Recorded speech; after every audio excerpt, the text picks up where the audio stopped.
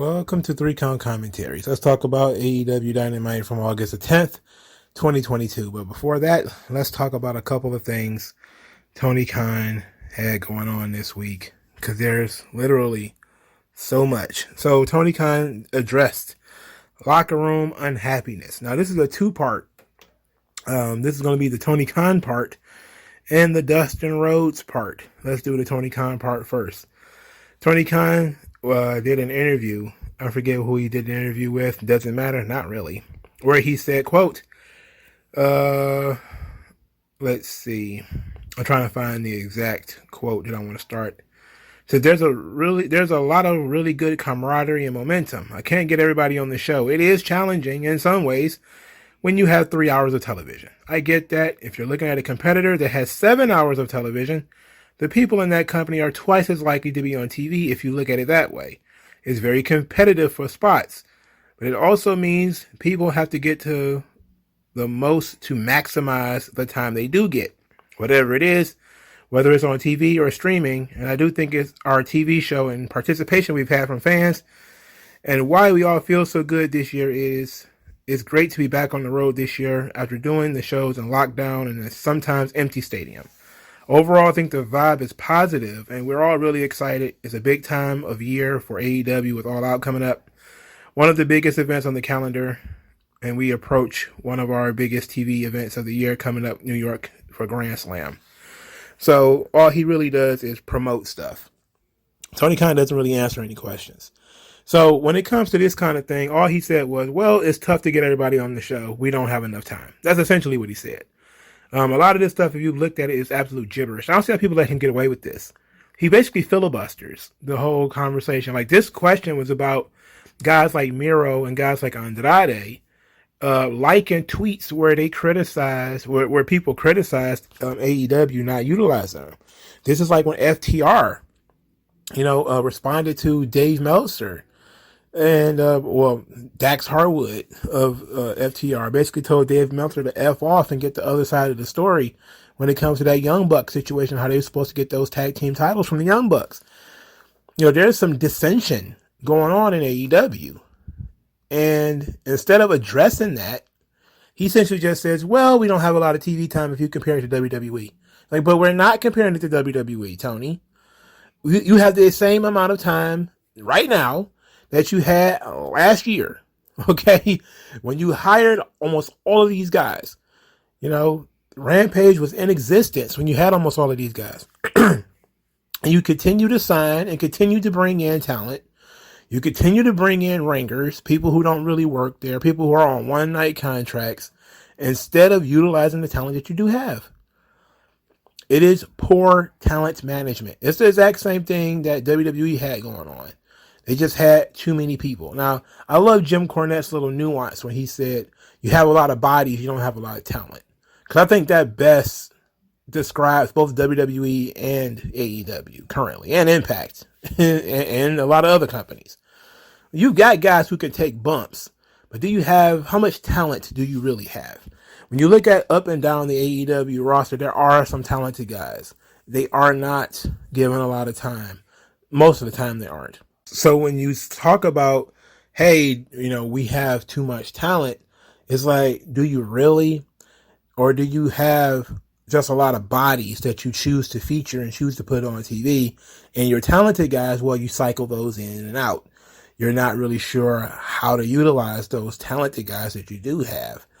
And that seems to be what it is. They, fall ass backwards into a Wardlow or into a Jay Cargill, where they keep it real simple. This person has $1 million look, and you keep their presentation dope, entrance, theme song, all that kind of stuff is dope. They win all the time. It's not that hard, Anybody could keep that up.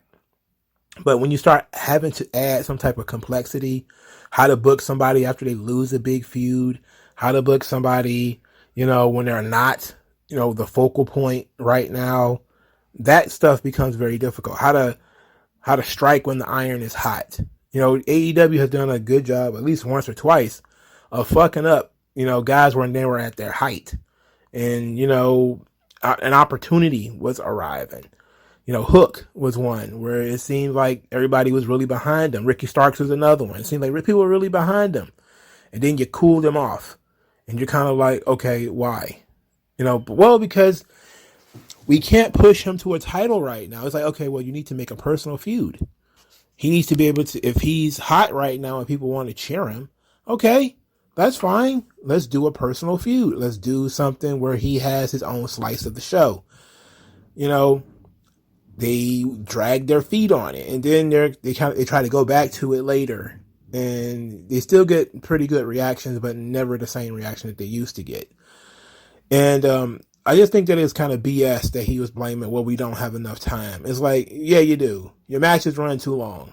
Yeah, you do. You got plenty of time. And I think this particular episode of Dynamite, which showed how they can highlight more talents in shorter segments, goes kind of to prove that they actually do have the right amount of time. And it's not about the time, it's about what you do with it. Efficiency can be effective, so they need to be a little bit more efficient with their time and maybe not having 15-minute job matches or whatever the hell. It seems kind of silly to me. But I was more taken aback by Dustin Rhodes and his aggressive take on this thing, which I think is pretty funny. Dustin says, quote, "Did you see Tony Khan's interview? I mean, you got a few guys that just left WWE that are under 5-year deals, right? So we got them for a while. They're not going to just up and leave. You can't do that. That's what a contract is about. As far as anybody else that doesn't have that deal, hey man, go for it. Whatever. I think experience it if you want to. If you don't like the current atmosphere, that's a personal issue. You need to move on. Maybe they'll do something different with you over there. You know what I mean? I think it's going to be a change slowly with Triple H at the helm, but it's going to be a good change. It's not going to be a bad change. And if not, it's going to be a little bit of the same plus a little more wrestling, I would say. A little more storytelling, which would be great for the business and great for the fans. Yeah, I mean, you got so many places you can go now. But two places that really, really stand out are ours and theirs. You have to want one of those two. And whatever you do, just make the best of it. If your contract's up and you've had enough of AEW, go. Get the fuck out. That's strong language. Get the fuck out? Wow. I mean, it seemed very cordial and diplomatic at first. Like, hey, there's really only two places to go. WWE or AEW. And if you're tired of us, then naturally that's where you want to go. But to say get the fuck out, it's like, wow. It's almost like you're kicking them out. Now I'm going to give Dustin a little bit of a pass on this because he is an elder. He's somebody who worked in WWE before. And, he's just keeping it real with the youngins. If you don't want to be here, we don't want you. At the same time, though, I'm like, wow, the culture, the negativity. Because look at CM Punk, his response. Like, in a vacuum, Dustin saying what he said is not that big of a deal. But if you couple it with all the things CM Punk has said, especially on television or in front of any microphone, about, guys wanting to go to WWE, this stuff is almost as if they're daring guys to leave or saying, oh yeah, you want to go, get the fuck on. And it's like, I don't see guys in WWE doing this. Even if those guys do want to jump ship to AEW, nobody seems to judge them for it or have a problem with it. It's like, it's unprofessional as far as I'm like, I give him some level of privilege as an elder in the wrestling business that he's going to be a little bit blunt. He got nothing to lose, so, is somebody going to beat him up or something like that? No. So he's got nothing to lose. He's got some stroke, but is that how you talk to Cody? When Cody was like, look, I'm not feeling it here. Do you tell Cody, get the fuck out then? No. I'm pretty sure however he put it to him, that's how you should put it to other people who are frustrated. Like, look, it might not be for you right now. If we plan to be, talking about these 5-year contracts, if you plan to be there in 5 years, who knows? Things might change in 5 years. I wouldn't sign a 5-year contract, though. If I was a wrestler, I probably wouldn't do that. Not to AEW, I wouldn't. that seems a little psychotic to me. Like that company, I don't know, like what's going on in 5 years, but whatever. But it's an interesting situation that I think comes across, and it shows a little bit of the culture in AEW that these guys is either it's a us versus them sort of mindset. And to me, that I guess that exists in realistically every locker room. Is if you don't want to be here, we don't really want you here. I mean, that's fair, but kind of the public call outs is like, nah. I mean, you don't need to say names at this point because the comments are made based off of people asking you about certain people and what they're doing, either online or in tweets or in other interviews. So these guys know that you're talking to them, like, doesn't that create some kind of problem backstage where now these guys are either gonna get heat because they stood up to you and be like, what? So what did you mean by that? Or they look like punks because you came out and said this shit, and then they just kind of sitting there like, Now I know that Dustin is probably Undertaker level in their backyard where, he can say whatever he wants. Like nobody's gonna say anything to the guy who's, one of the most legendary guys backstage and the second most legendary guy behind Chris Jericho that ever stepped foot in that ring so far, so it's very difficult. But my God, bro, like we didn't need that. We didn't need that level of vitriol. Can we turn it down a little bit? And I think that having that sort of attitude will end up pushing people out. That attitude that, we locked these guys up for 5 years. But, now these other guys, if we don't really want you anyway. So it's like, okay, we're expendable. That's very strange. All right, so let's get into this show because there was some stuff in this show that was okay. This was certainly a bounce back from the previous weeks, but not much of a bounce back, if we're being honest. The coffin match, Darby Allin versus Brody King. So Darby Allin, essentially, we got a reverse from the previous match where Brody King just dominated. This is essentially Darby Allin dominating this match. I mean, he jump-started Brody King. He stabbed him in the head with a skateboard with thumbtacks, had him bleeding all over the place. This was 3 minutes in, by the way. We got blood already. And Brody King is bleeding for the rest of the match. I forgot to talk about Malachi Black's back injury. Apparently, there's an interview floating out there that Malachi Black has such a severe back problem that's limiting his in-ring stuff. But it's also so bad that he was considering retiring. And I was like, whoa, boy, that 5-year contract ain't going to do him any good. Because at the end of it, he'll be in his 40s. So it would be really terrible if they bought a lemon and this guy ends up retiring before that halfway mark of that contract because his back is so banged up.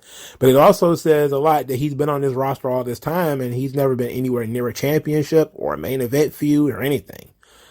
Just says a lot about, how they chose to utilize him. And now he's, considering retirement. But I guess that's why he's not working and not wrestling. That they're mostly doing promo stuff and Brody King is doing all the wrestling.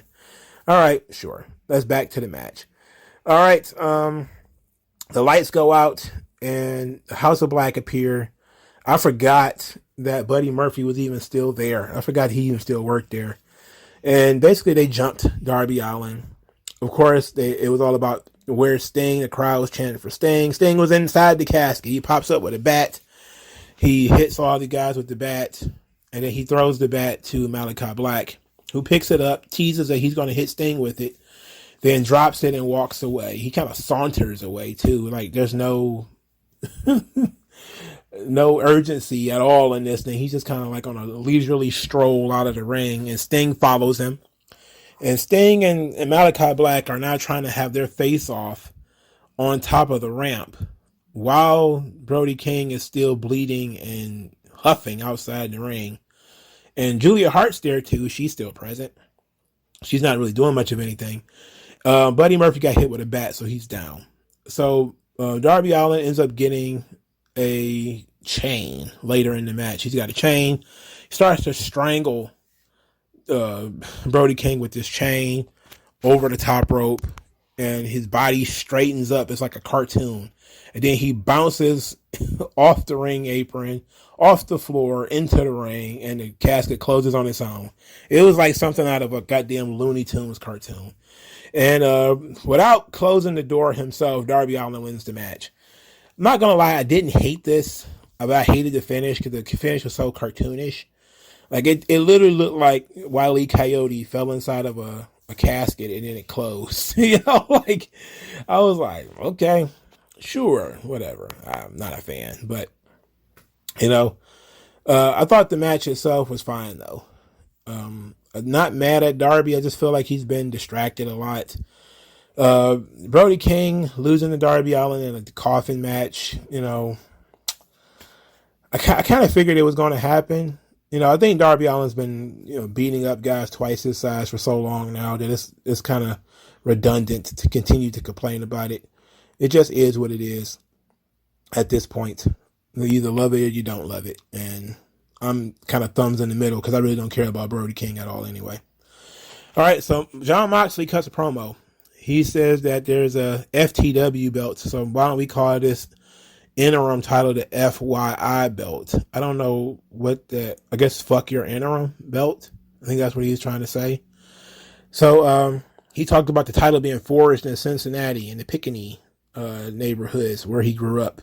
And the title was about pain, and he watched Jericho's fighting spirit grow and become on full display on videotapes apparently, because he would have been a kid. And he says today he's going to stretch the fighting spirit of Jericho, and either if his fighting spirit doesn't break, his body will. Jericho cut a promo later saying that he's going to become the AEW World Champion, and that if you wanted the Lion Heart, you need to be careful what you wish for because you're going to get the Lion Heart. Then he said that Stu Hart was a sadist, and he never wanted to think about all the things that he went through in the Hart Dungeon ever again, but he's done that for this match. And then he's going to stretch the shit out of Jon Moxley. He guaranteed that he was going to become the AEW World Champion. And then promptly folded on that guarantee. All right, main event time. Lionheart Chris Jericho versus Jon Moxley for the AEW Interim World Championship. So Jericho broke out the Lionheart vest, which I think is great. He also had the Lionheart tights, which I think is cool. He looked a little younger. I don't know what he did to make himself. I know he obviously shaved, but there was something else that he did. Was it Botox or something that made him look like a little bit younger than he was before? Stylistically, Jericho worked this match in the way that he would have in the 90s, which means he did a lot of submission holds. He did like the stomp puller. I think he broke out the Mr. Salty in this match too. He just kind of went back and started doing some of the wrestling holds that he used to do that he no longer does. At some point, he stretched. Not just stretched, but he snatched Moxley's earring out, which caused all the bleeding. Because Moxley bleeds in every match. The match kind of goes on, and it's, it's that middle part is just kind of like, he's breaking out different submission holds, and Moxley's trying to fight him, and Moxley's doing stuff off the top rope and everything. At some point, Sammy Guevara launches a bat from he launches a bat from the crowd, but he can't throw. He overthrows the bat. The bat rolls outside the ring. Jericho has to go outside the ring and get it. Jericho successfully gets the bat. Sammy Guevara is selling that he overthrew it. Jericho then hits Moxley in the head with the bat, but this is pretty much right in front of referee BoJack Horseman. And she had to pretend that she didn't see it, even though it was clearly right in front of her that Jericho just cheated. Ended up getting a 2 count anyway. He actually hit his finish, which was the elbow. Only got a 2 count. So I think Moxley's one of the few people who have kicked out of that move. And he tried the Lion Tamer. That didn't work either. So he ended up giving up in a Bulldog choke. He ended up surrendering. Both guys were bloody. Jon JR in the middle of the match says that, he ain't big on this interim thing. I mean, just tell him how you feel, JR. I'm not. JR don't give a fuck. He's like in his mid 70s. The world is his goddamn oyster at this point. He wants to bang young chicks and shit on bullshit wrestling. I'm all about that. So, as soon as Jericho loses, the JAS guys come running out there. Hager, Guevara. Of course, we get the Blackpool Combat Club guys. They come out there. Kingston's out there. Ortiz is out there. And this, of course, leads CM Punk to make his triumphant return. He got a monster reaction. Great reaction. He beats up the JAS guys and stares down Moxley. I'm about to say he's got fingered. Jesus H. What am I thinking of? Moxley gave him the finger. They didn't do the two titles thing, which is what I think most people wanted them to do, where Punk would come out with his belt and Moxley would come out with his. And then they would kind of mimic the John Cena Punk moment where Cena kind of lowered his title like, it's kind of lesser because he's not the lineal world champion. In this situation, Moxley is still not the lineal world champion, but he considers himself to be that. And Punk is just, I don't know, he comes out there and he's dressed like an Uber driver. So it's so weird about this show, man. It's like everybody, and I had this feeling too when the WWE and they went back to using the word wrestler. I just felt like how generic it sounds. It's like, yeah, pretty much everyone's a wrestler. Fucking indie guys are wrestlers. Guys you never even met before, guys who work one match half drunk. Guy got a pair of tights that he can barely fit. He looks like 6 pounds of shit in a 2-pound bag. He's a wrestler, And then you see a lot of these guys on Dynamite, and they don't look like TV stars. They just look like you're going to a festival, Like you're going to some type of festival downtown, Arts, Beats, and Eats or something like that. And it's just a bunch of random dudes in Hawaiian shirts and jeans and, they're wearing jeans with sandals, and it's kind of like that kind of shit. And it's like, that seems to be like the vibe of everybody who works in AEW. Like, people don't jump out at you, don't, jump off the page. And Punk he was different in WWE in so much as everybody in WWE attempts to leap off the page. And then there's Punk, who is like the normal guy. He seems to be a normal guy in an abnormal world, a fish out of water, so to speak. But in AEW, it's like everybody's like him. Everybody's just a t-shirt and jeans guy. That's it. No glitz, no glamour, no rings, no bracelets, nothing. Just basically, this is what I wore to the grocery store earlier. Now I'm going to wear it on national TV. And it's kind of like, it does make wrestling seem very dull. Especially since I've been watching a lot of Jim Crockett promotions. And it was wild how Dusty Rhodes, son of a plumber, showed up in a goddamn mink coat. Him and Magnum TA had matching mink coats, just to kind of show that they got a little money too. Like Ric Flair is out here with his custom gaiters and everything. And, he's talking that yin yang. So Dusty shows up in a goddamn mink, him and Magnum TA, America's team, if you will. And I was like, man, like these guys are so colorful and so over the top. And you can tell that they're so different from the drab job guys that are on the roster. Just regular boots and trunks guys. And then there's Dusty, who's still kind of a boots and trunks guy. But if you watch, Jim Crockett Promotions, then you watch WWF, you'll understand that there's a difference. And that's that WWF difference, that WWE difference. It still exists today. The colorfulness, how these guys seek to jump out at you. You don't get that in AEW. And maybe that's not what the fans want. The fans don't want that.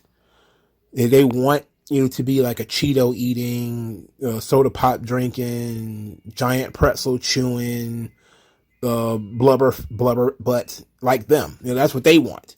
So that's what you can be, and that's fine. while WWE, the fans seem to want larger than life. This is why, I criticize Triple H so heavily when he wants to push like Ciampa and Kevin Owens and guys who wrestle in t-shirts and shit like that. It's like, come on, that's not the ideal. That's not what the company was built on. You can do that shit occasionally, but once you have enough of those fucking guys, people are just going to be like, you're going to turn off a lot of the people who came for the magic. Like it's silly and it's over the top, something like Seth Rollins is, or something like Riddle. That's what, people attach themselves to, that, the colorfulness and all that kind of stuff. To me, when Moxley and Punk was doing a stare down, it was great because I'm familiar with both Moxley and Punk. And I think, hey, this could be a hell of a match that told the story. The story writes itself. Punk is the lineal heavyweight champion.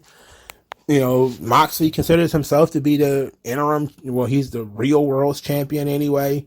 Okay, this works. I know that these two guys can go in there and have a hell of a match. I know that.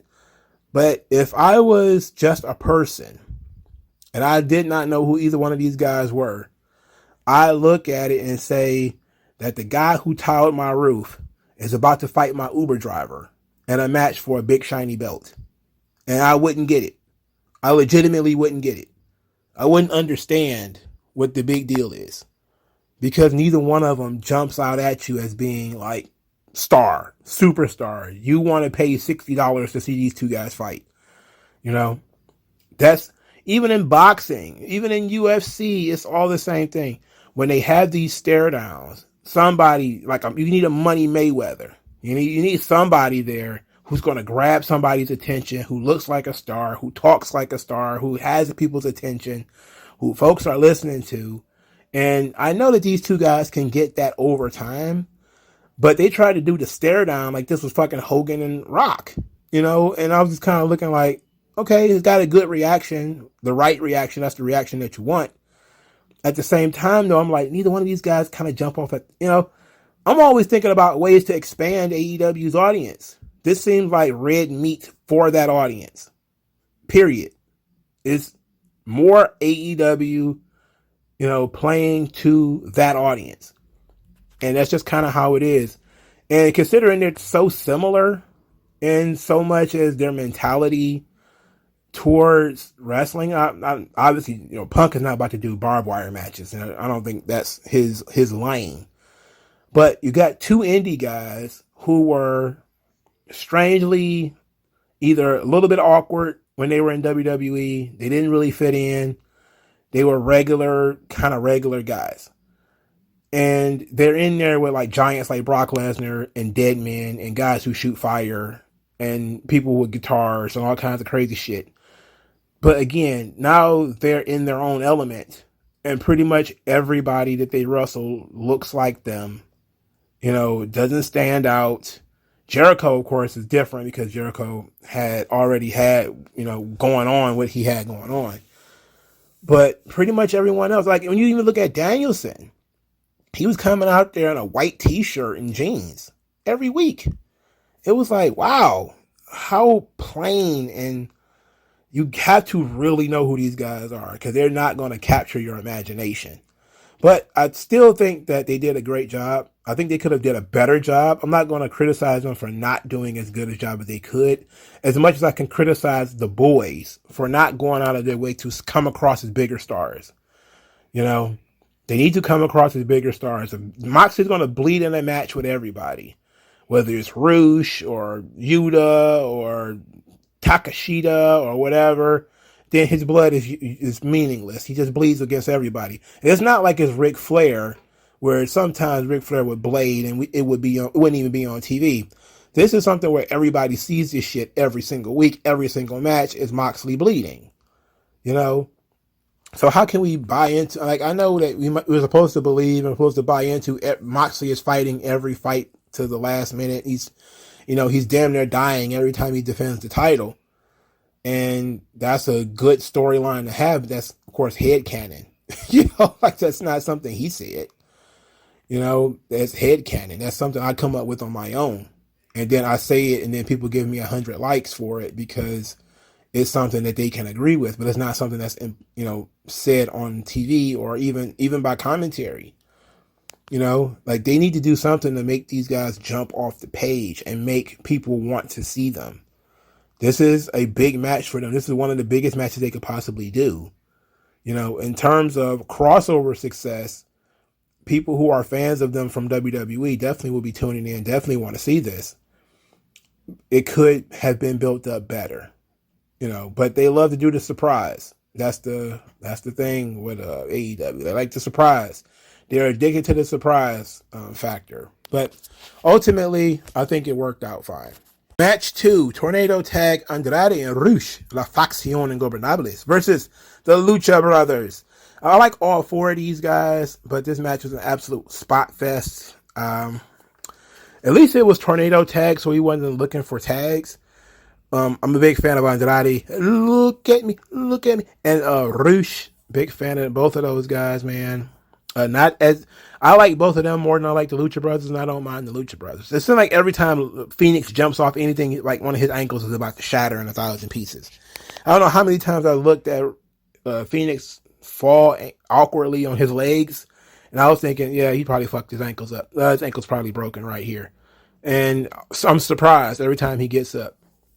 But Andrade and Rush win the match. Probably the right decision. All right, so they broke out the brackets for the Trios tournament. And I knew I was going to forget something. And I'm glad I did not forget it. Because I definitely was not going to be able to continue doing this video without it. So I got problems with this Trios tournament. Because apparently people don't know how to do tournaments anymore. So let's go to the right side first. Bottom. The Trust Busters versus the Best Friends. So the Trust Busters, I had no idea who the fuck they were. I looked at that and it was like, who is it? Why is it? Tell me something. So Tony Khan, to his credit, to the great credit of Tony Khan, he explained who the Trust Busters are. So Aria Daivari from 205 Live is now in AEW. And apparently he's a trust fund baby. And he's going to spend his trust fund hiring the best talent in AEW. And the talent so far he's got is Parker Boudreaux, the former Harland from NXT, who I saw clips of him on Dark. He didn't look too bad. I think he's probably going to be better now, because he's not shackled by that damn character anymore. I don't even remember the other guy in the Trust Buster. That tell you how important this thing is.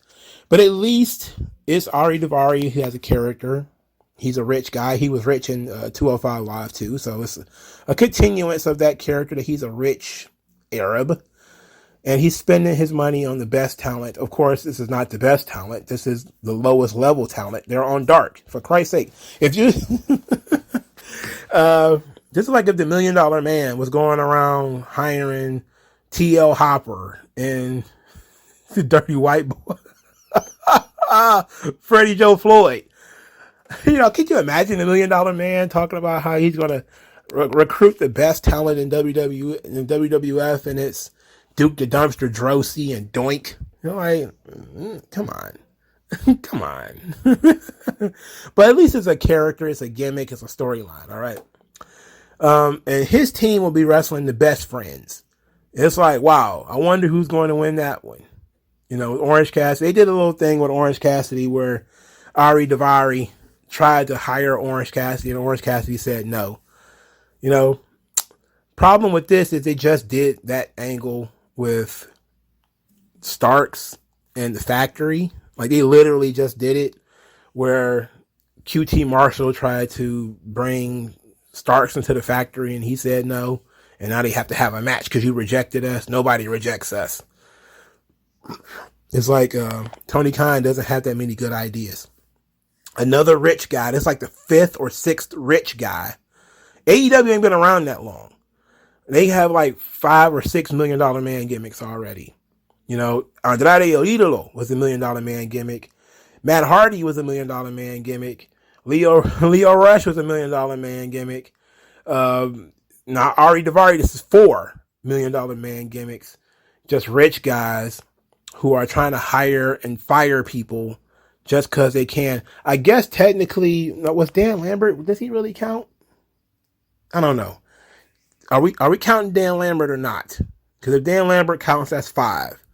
You know, like, there's so many of these fucking guys already. And it's like, I understand Tony Khan's the ones coming up with these characters probably, but you have to think these things through. You know, like, how many of these fucking characters do you need? And all of them flopped, by the way, because Tony doesn't know how to write the character on or write the gimmick. So they all flopped, despite the fact that he's rich, you know. But right side top, the House of Black, which would be Buddy Murphy, Malachi Black, and Brody King, versus the Dark Order. I don't know which 3 members of the Dark Order.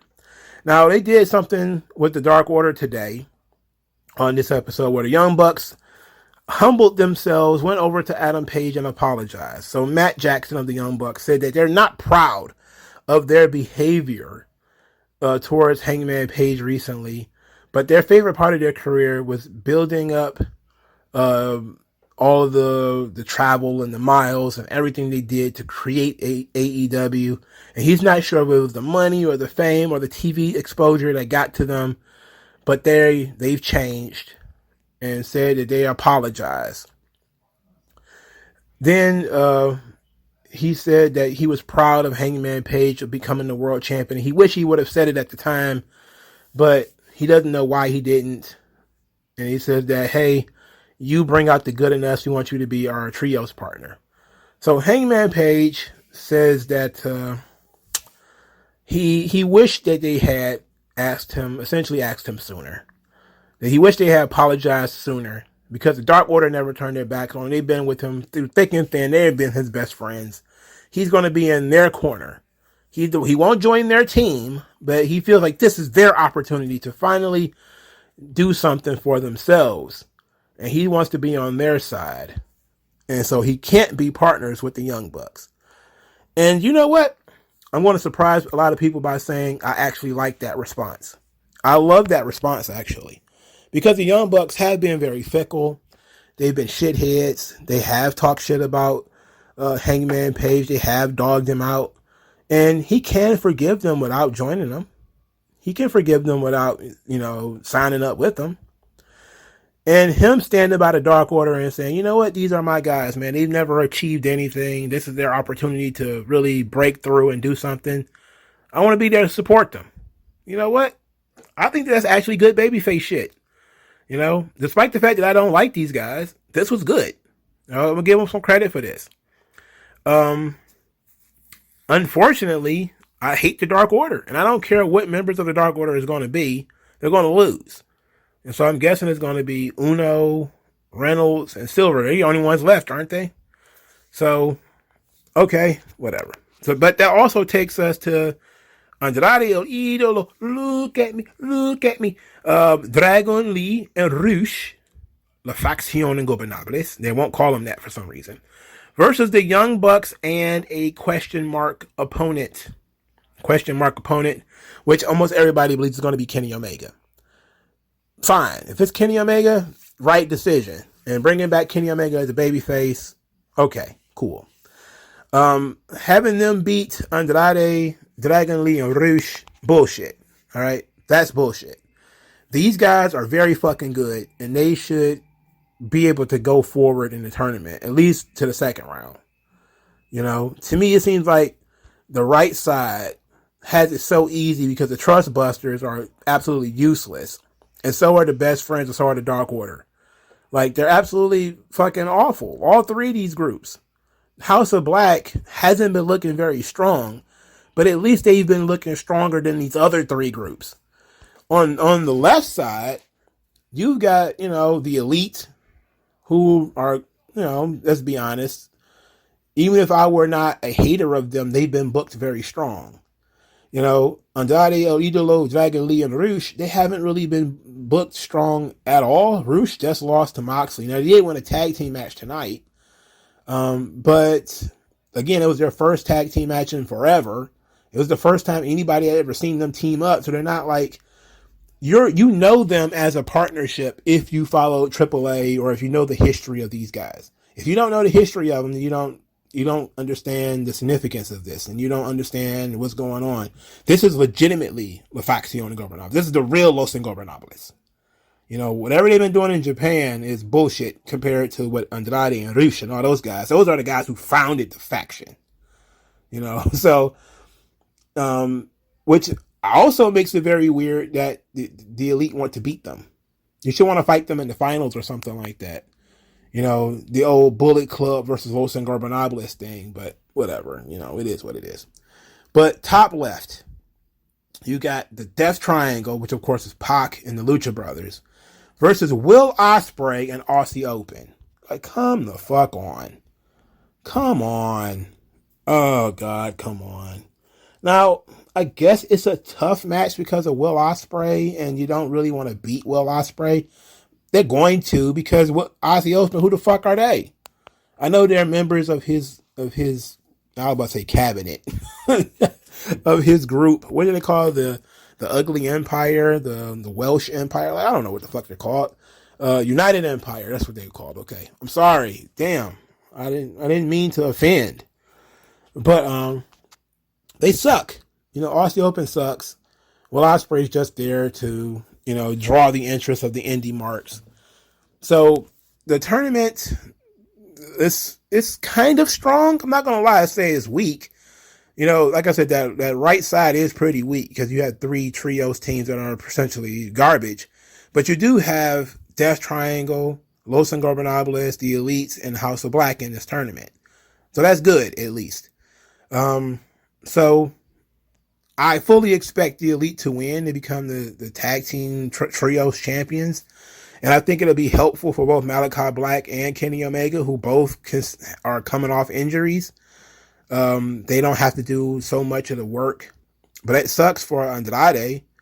You know, it sucks for him because it seems like he's just stuck in the same situation where he's not allowed to go forward in any way. You know, he's just a name to do jobs to, you know, other people, like a jobber to the stars, essentially.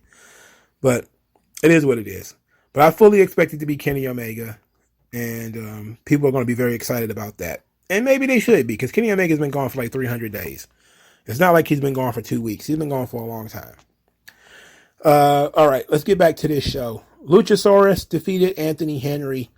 Who cares? Christian said that Minneapolis doesn't deserve to see him in person. Jungle Boy bolted backstage, and they had to pull apart. Okay, this seems kind of like they're just not really sure where to go from here. So they're doing that thing. Christian, I don't know, man. That thing with him and Matt Hardy really soiled this a little bit for me. I wonder when they're gonna set up the match, though. The match needs to be coming up soon. And somebody, I forget who said it. I don't know if I heard it in a cornet or maybe seen it in the comment section or something. But somebody noticed how Luchasaurus is not attacking Christian. And maybe this is going to lead to a double swerve where he's going to lure Jungle Boy into a false sense of security and then jump him from behind. You know, I don't know. I don't think he got the balls to do it. I honestly don't think he got the balls to do it. We'll see, though. All right, so Miro, he did a promo where he says that Malachi Black dragged him into the dark, you know, and all the devils are there. Julia Hart strolled over and kind of squeezed his muscly shoulders and very seductively. I'm surprised nobody threw a fit that this young 20-year-old chick was hitting on this 36-year-old guy, 38 or something like that. You know how sensitive those kind of people get when adults make adult decisions. Anyway, Miro says that only one woman can touch him, and she is not her. Then Julia Hart says that for him to accept the gift to join the House of Black, embrace it. Miro said he will accept the gift, but the path to the House of Black is clear. And then he turned his back to Julia Hart, and from the dark he enters the light. So Miro is turning babyface to fight the House of Black. Oh, okay. All right. This wasn't too bad. This wasn't too bad at all. It was very subtle. I like the poetry of it, where Miro was standing in the dark. Apparently, you know, the mist is supposed to have blinded him. but the light of God or whatever has given him his vision back, and now his path is clear. I understand the poetry of it. I respect it. I'm just saying, where are we going with this? If, Malachi Black ain't got that many more matches left in him because he got a bad back. Yeah, I think I think he should have enough to do Miro. Miro, it's a match worth doing at All Out. I would do that. I like how they use Julia here. They're using her as a whisperer. She's a temptress. I wouldn't do that too often, but I think it's interesting here. So Will Hobbs is backstage, and he's about to explain why he beat up Ricky Starks, and then QT Marshall interfered. I don't know why. I don't know why he's talking. I don't know why we got to have QT Marshall anywhere near our televisions. QT Marshall should not be within 100 yards of a wrestling facility of any kind. He sucks literally that bad. They need a restraining order against QT Marshall. He sucks. He sucks ass. He sucks swamp water. He's garbage. Anyway, he says that he's going to finish up Ricky Starks so Will Hobbs can focus on winning world titles or some such nonsense. Ricky Starks then had a match with Aaron Solo. And guess what they did? And I'll give them all the credit in the world for doing this.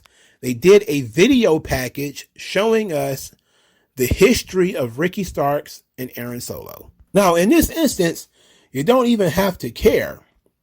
But they did catch you up. Ricky Starks and Aaron Solo are former tag team partners from some place that they didn't bother to mention, so they did drop the ball there. I saw it on Twitter. It was Wrestle Circus. I'm like, oh, you call a place Wrestle Circus. Wrestle Circus. Anyway, they are apparently partners at this Wrestle Circus place. I mean, God damn it. It sounded like, something sponsored by McDonald's. Anyway, they were tag team partners there. And Aaron Solo is a member of the Factory, and QT Marshall thought it would be great if Ricky Starks, who had left Team Taz, would now join the Factory and re-partner up with Aaron Solo. But Aaron Solo is a heel, says he didn't really want Ricky Starks in the group, and was glad that Ricky Starks shot them down. But now they're going to have a match. And I was like, okay, sure. At least you gave me the opportunity to catch up, and you told me what was going on. You told me about the history between the two characters. That's the best I can ask for. Baby steps. Baby steps toward progress. Okay. They have the match. Starks wins the match. Then we have giant barbarian Nick Camarado runs to the ring with the steel chair and gets knocked down by Ricky Starks. And I was like, oh boy. If Ricky Starks wasn't over with me, I'd probably complain a lot more. Because again, Nick Camarado is a human muscle mass. Like, it's just makes no sense for him to be getting beat up by a small little Ricky Starks, but it is what it is.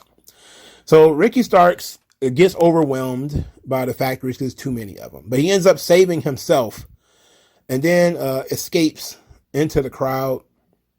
That was fine. The crowd kind of ate it up. Hobbs was back there slamming stuff because Ricky Starks wasn't destroyed. I don't know why Will Hobbs is Dr. Doom. Like when he's crush him, do my bidding. Like he's Skeletor. It's like, no, he's the muscle guy. He's supposed to be like, oh, he got away from them. All right, we'll see. I'll catch him in the parking lot or something like that and beat the brakes off of him. That's kind of what we should be getting from Will Hobbs, but whatever. The Gun Club were there. Billy Gunn said that his boys managed to screw up the only match he ever made famous. Which was the dumpster match. It said it's that kind of behavior that makes him miss the Acclaimed. So Stokely Hathaway tried to invite the Gun Club into whatever gay fetish thing he's about to start. And Billy Gunn told them to basically to screw off. And he set up a match between his boys, Danhausen and somebody else. I didn't catch it because it was going to be on Rampage, and I instantly didn't care. I instantly stopped caring when I found out it was going to be on Rampage. And I shouldn't have said it was going to be a gay fetish thing. I don't know that for a fact. That's all speculation on my part, but it certainly doesn't look heterosexual to me. Moving on. Madison Rayne does a job for Jade Cargill. I forgot Madison Rayne even worked here. Jade Cargill with a very stiff spear in this match. I didn't really watch it, to be quite honest. I mean, Madison Rayne won one match. She was hired as a coach. She's not there to win a title. Anyway, Jade Cargill continues to look impressive. Continues to look like a badass. Athena attacked Jade Cargill from behind, beat her up. Apparently, he's going to be facing Jade Cargill for the title at All Out. It seemed like they dragged ass on this. Like, why does Athena have to fight her way up the Mortal Kombat tower to fight Jade Cargill, while somebody like Madison Rayne can come in, have one match, and get a title shot? Like, that's the thing about the open challenge belts that makes no fucking sense. You know, like, you're being the world warrior from Street Fighter USA, fighting everybody on Dark and Dark Elevation and Rampage. You're trying to earn it. Meanwhile, some jabroni pops up literally out of nowhere, gets a title shot. You're like, wait a minute. I'm getting hosed here. You know, I'm getting fucked over. But this is what I think, personally, this is what I think Athena should have been brought in for. I think she should have been brought in to be the one that beats Jade Cargill. She needs to beat Jade. You know, to me, she's not over enough to beat Jade, if we're being honest. But that's Tony Khan's own fault for not pushing Athena. She doesn't have a lot of personality. She's a wrestling wrestler, but that's what he likes anyway. But she should beat Jade, because Jade can't go undefeated forever. And if she beats Athena, then she really should just be the world champion at that point. You know, because like, what else did you do? If she beats everybody that you bring in, and you're just going to keep bringing people in so Jade can beat them, then she'll be champion for like 3 or 4 fucking years. People will get bored with it, and then she'll be less over.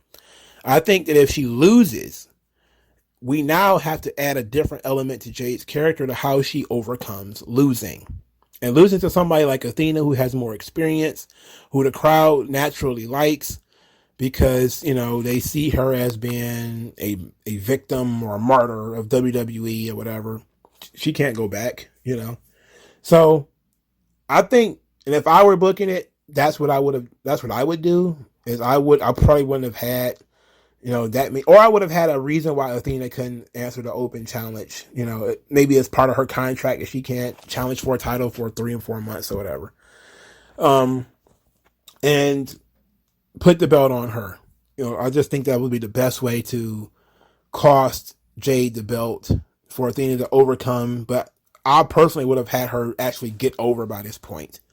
It's unfortunate she's not over, but again, that's Booker of the Year doing his thing. So, Jay Lethal and company, they did a thing. They came out there and they bragged about Satnam Singh chokeslamming Wardlow through a table. Even though Jay Lethal lost that Battle of the Belts. Battle of the Belts. Let's talk about that for a moment. So did I watch the show? I watched most of it. I watched up till Takeshita versus Claudio. I got bored and I stopped watching. I went to bed. Like, I just didn't see anything. I watched it and I was like, you know what? This show is making me tired. Look, I love wrestling. I really do. But I just, match after match after match with no angles, no promos, no character work, nothing. It was, that hour just felt like too much. I barely got through Takeshita's entrance before I was like, I just don't see the reason to watch this match. Just don't see a reason to watch it, and I stopped watching it. But I did see Satnam Singh chokeslam Wardlow through a table. I was hyped at the prospect that Wardlow would powerbomb Satnam Singh, and I think that we need to get to that. So I'm okay with this feud continuing, simply because I think that's coming up.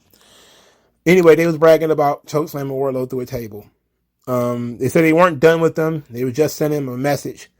And Jay Lethal said he wanted a rematch for the title, or they're going to beat him up and take it. Wardlow came out there, ran everybody off. Then FTR joined him. So FTR is now stuck with Wardlow. I guess it's the Pinnacle 2.0. They gave a big rig to Jay Lethal. I was like, boy, Jesus H. Christ, whatever. Just whatever. So complete and total usage of Jay Lethal has been an abomination in AEW. It's been a mess. It's been an absolute mess. FTR being fucked over continuously. It's a mess. Hopefully this is not a 6-man tag at the pay-per-view. Hopefully it's not. But something telling me it probably will be. The Jericho Appreciation Society cut a promo. This led to Daniel Garcia talking about how he owns Bryan Danielson. He owns his soul. And now they're going to have a 2 out of 3 falls match next week, and I was like, oh my God, that match gonna be 30 minutes. That's just I didn't even care that Danielson was wrestling at that point. I looked at it and was like, this match gonna be 30 minutes. I just looking at it and was like, 30 fucking minutes. Ooh, I'm cringing. I cringe at the thought of Daniel Garcia for 30 minutes. What the fuck? Jesus. All right, what else we got here? Is that it, bruh? Oh, no, we got one more thing.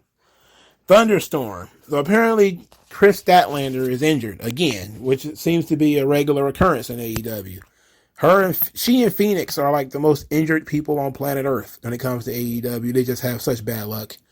So Toni Storm has been bumped up to the number 1 contender, despite the fact that Toni Storm just lost last week in a tag team match. What's the calculations for this? I don't know. Next week, she's going to be wrestling Kylan King, who has been wrestling in the NWA. And she had a really good match with Camille on, I forget, I think was it NWA pay-per-view or was it NWA TV? But Kylan King had a really good match with Camille. I thought it was very good. She also had a pretty solid match with, I want to say Chelsea Green, was it? Was it Chelsea? Or it was Taya. It was Taya Valkyrie. She had a pretty solid match with Taya Valkyrie, too. So Kylan King left AEW because she wasn't getting any opportunities. And now she's coming back to 2 jobs to Toni Storm.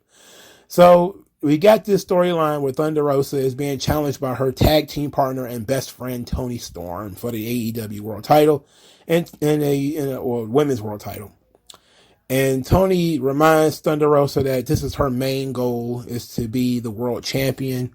And Thunder Rosa says something like, hey, good luck in your match next week. You're my best friend, yada, yada, yada. As far as the title match is concerned, we'll talk about that some other time. And I think that was obviously very bad and a whole lot of not good, especially considering neither one of these women are really all that over. They haven't done a great job building up Toni. The only thing I could think of is that Thunder Rosa has to turn and maybe hit Toni with the belt or something like that and say, like, you're my friend and now you're going to challenge me for the title. You want to take what's mine and beat her up. Look, the thing is, the pretty girl, it's easy to get sympathy on her. It's very easy. All you got to do is get you a gremlin. Now, Thunder Rosa's not quite a gremlin, but she wears face paint and it's all kind of scary and gothic and everything. You can turn that girl on Toni. That's what I would do, personally. Like, you could say it's all circumstance. That's how babyface versus babyface can actually happen. It's circumstances beyond their control. They're just on the schedule, man. It's not like an angle where, Toni challenged her to a match. It was, hey, Toni, you're the number 1 contender. How does that feel? And your best friend's the champion. Hey, what a coinky dink. Where you could have said that maybe Thunder Rosa tried to talk her out of it and say, look, we're best friends. I don't want to fight you. I know you want to be world champion, but I really don't want to fight you. Could you, postpone that? Hold on to being number 1 contender. I'll wrestle somebody else. And, you can be in my corner. We could be tag team partners, the best friends. And Toni's like, no, I kind of want to be world champion, and then have Thunder Rosa snap on her and hit her with the belt and beat her ass and say, you want to take what's mine? You want to take what's mine? You're not my real friend. Bang. Hit her across the head with the belt again. Maybe get some color. We like to have girls bleeding. No, that's not a good idea. No, that's not it. I don't want Toni to bleed. That ain't a good idea at all. She's a model. You don't want to bust open a model, do you? Well, it's provocative. It's a provocative concept. I wouldn't ask her to bleed, though. That's her moneymaker. You don't want to do that. Nah, you can't do it. Her face is her moneymaker. You can't do it. Well, it's one of her moneymakers. The other one is at the end of her back. Still, I think that you're not doing Toni any favors with these babyface versus babyface matches. You're also not doing her any favors by her losing fucking matches either. So I think that since Thunder Rosa isn't really working out as a babyface, she should probably turn heel and drop the belt. That's me. And I think that's because Toni Storm is your best option of having a big babyface, women's world champion. I don't think Thunder Rosa is the one. I think Toni Storm is the best one, especially if you're trying to do some public relations. I know she has an OnlyFans, but people are in certain circles. They don't see that as a negative. They don't see it as prostitution, or people being simps as I see it. I'm not normal in that way. Most of those other people wouldn't care. I get that Thunder Rosa, she appeals to a certain audience and there's a certain demographic for her, but you should also be trying to mingle in with the average Joe. And the average Joe likes hot chicks. And Toni Storm is a hot chick who can happen to wrestle. I don't understand why they can't use that. It's like Toni Storm is like one of the easiest slam dunks in wrestling. I don't care if she doesn't have like that much personality. Like Sable didn't have much of a personality either. The bottom line is guys don't talk to women or have any interest in women, usually for their personalities. Like, only when you're trying to deal with her long term are you interested in her personality in any way. Most women are pictures, they're dolls, That's like what I mean by, objectification. That's the only thing I understand by it, is that a guy will look at a big butt and a smile and just be enamored with it. And money comes from that. So why not utilize it? Pimp the system.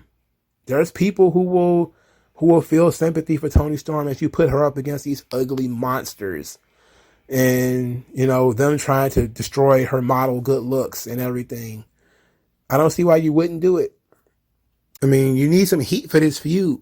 You're killing both girls by having them be baby faces and wrestling each other. You're killing both of them. Toni is pretty much almost dead in the dirt already because she came in red hot, almost straight off WWE TV. And they put, just like Athena, they doused her in cold water by not utilizing her and then not utilizing her properly, then throwing her in a tag team and dragging their feet and not knowing how to book people for the long term and get people talking about them. No vignettes, no promos. It took them forever it took us 3 or 4 months to hear Toni's voice, for Christ's sake. They didn't show us why she was so important, why people thought she was such a big deal. They didn't talk about her modeling career. They didn't do anything to really get her over with a wider audience. It just kind of was like, Toni Storm is a wrestler and she wrestles. It's like, ugh, whatever. But I think that this episode of Dynamite was better than the previous few. The Punk showing up was good. I didn't hate the coffin match, even though I hated the finish. I love the Ricky Stark stuff, at least the video package that caught us up. That's a good thing. But there's a lot of garbage on here too, like the Satnam Singh, Wardlow shit, and the Jay Lethal stuff is garbage. The Young Buck stuff was actually strangely good. So, pick your poison. But let me know what you guys thought. Like, share, and subscribe. And I'll talk to you guys later, man. Peace out.